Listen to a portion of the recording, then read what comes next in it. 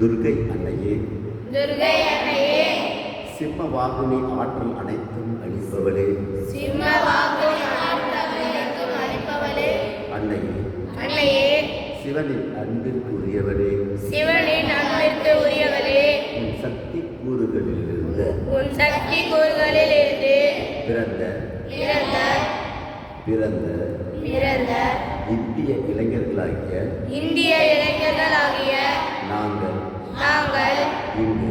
இங்கு உன் கோவிலில் அமர்ந்து உன் கோவிலில் அமர்ந்து வேண்டுகிறோம். எங்களை செவிமடுப்பாயாக. எங்களை செவிமடுப்பாயாக. தாயே, இப்புவியில் அவதரிப்பாயாக. இவ்விந்திய மண்ணில் உன்னை வெளிப்படுத்துவாயாக.